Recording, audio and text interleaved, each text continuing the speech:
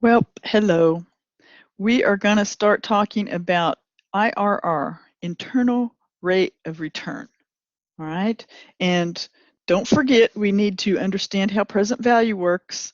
And we're going to use those tables again. So internal rates of returns. Now, here's the deal. Internal rates of return just is about calculating what what discount rate will cause the NPV to be 0. Okay, and if that discount rate meets what we'd call a hurdle rate or our cost of capital or whatever rate we're wanting to use, then we can do the project, right? So finding the IRR will end up telling you, okay, if you do this project, your return is 10%. And then you can look and say, is 10% good enough for me? That's basically what you're doing. You're saying, okay, here's a project's cash flows. Here's what my return will be based on those cash flows. Is that good enough? So it's kind of different. Instead of saying, I'm going to discount the cash flows at this rate that I want, you say, here's the cash flows. Here's what I have to invest. What rate does that end up being, right? Because there is a rate return, right? You'll notice when we did NPV that one turned out to be 0, but not all of them. The other one turned out to be like have 76,000. So we knew that it had a positive net PV. So that means its rate was actually higher than what we wanted. Wouldn't it be nice to know if that was actually, instead of 11, if it was a 12% rate of return or a 14% rate of return, right? So this method, the IRR method, is going to tell us what the return is, right? So we do that by discounting it, find the discount rate that would make the net present value be 0. Okay, so generally, if the internal rate of return is equal to or greater than our required rate, we accept it. If it's less than the required rate, we reject it. And typically, that cost of capital, in other words, what we have to pay to get money to invest, right? So what our stockholders expect and what our long-term debt expects, that's our cost of capital. And we call that a hurdle rate. So it's got a hurdle over that rate. So if our cost of capital is 5%, that's your hurdle rate. And any investment has to be higher than 5%.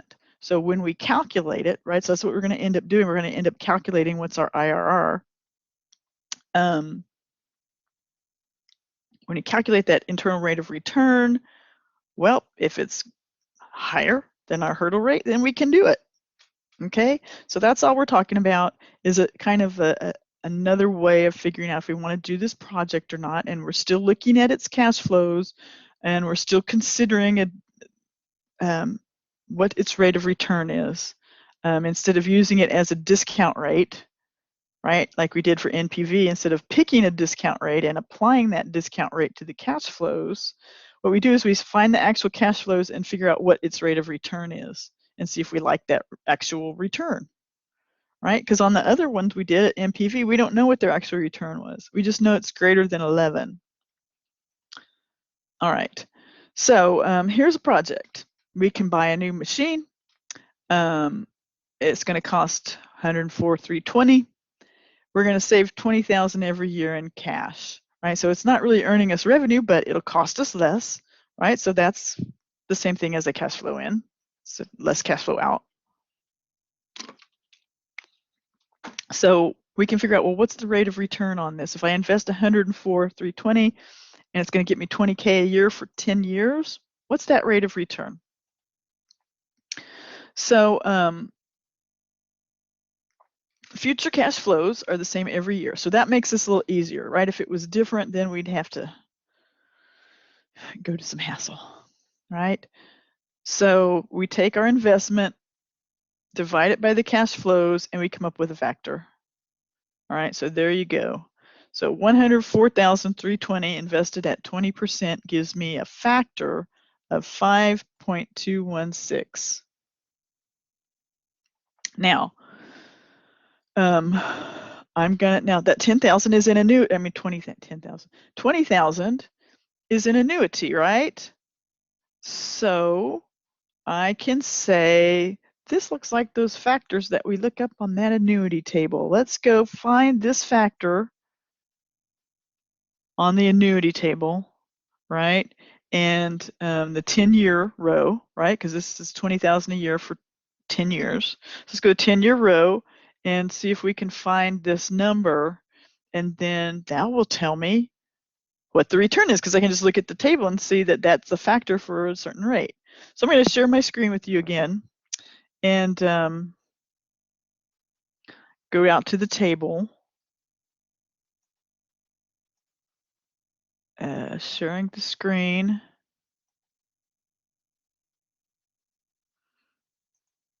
All right, so this is present value of $1, so that's not the table I want.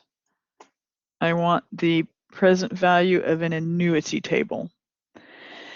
And it was 10 years, and I'm coming across the 10-year period, and then I come to, oh, there it is, 5.216, right? So there's my factor, 5.216, 10 years.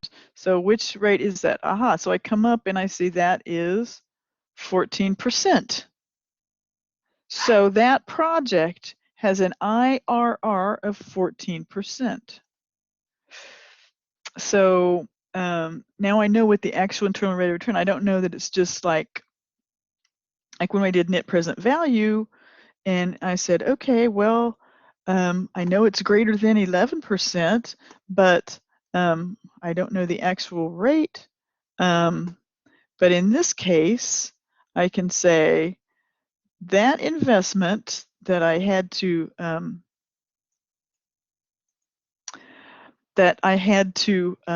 pay 104,324, right? I'm going to get 20,000 a year. That is a return of 14%, right?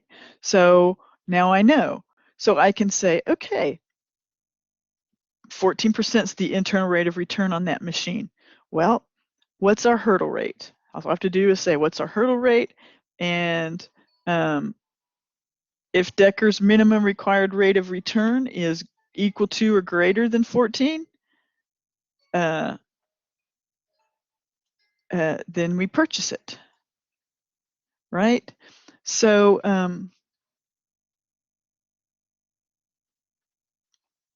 let's go ahead and look at another little example and see how that works. So expected net annual cash flow from a project is 22,000. The required investment now in the project is 79,310. What is the internal rate of return on the project? And so, you know, it's one of these returns from the table, I guess. So we take our 79.3, divide it by 22,000, and that would give me a number. It gives me 3.605, right? Take the investment amount, divide it by the cash flow, and go to the present value of an annuity table and get that number. And then so if we looked at that table and we found that factor, and we could see, oh, that's the factor in the, and of course it's for 5 years.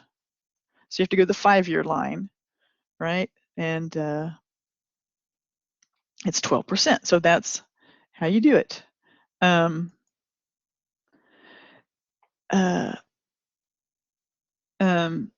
So what should you use? So do you use internal rate of return or net present value? Well, net present value is simpler to use, and on your homework and in this class, everything's falling exactly. If you look across the 10%, if you look across the 10-year line, you're going to find your exact factor that you calculated. Well, that's not very real, and I don't think they teach people how to interpolate on tables anymore. So we won't talk about that. But you know, what if it's not a number on the table? Well, in real life, you would just use the formula and spreadsheet or something to calculate it. But you kind of get the idea. So NPV is kind of simpler.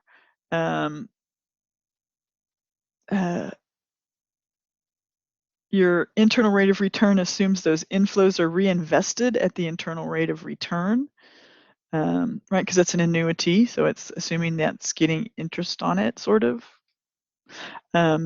So anyway,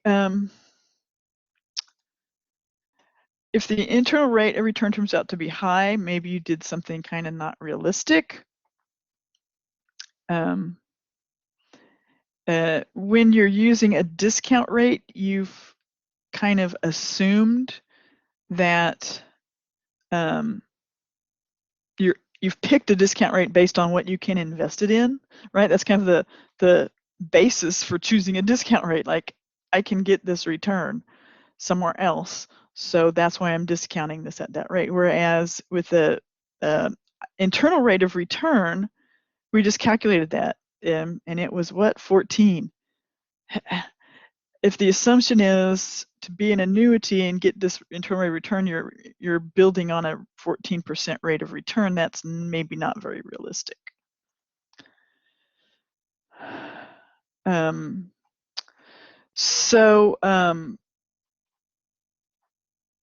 We're going to stop there and come back and talk about expanding the net present value method, right? Just a couple more alternatives for that.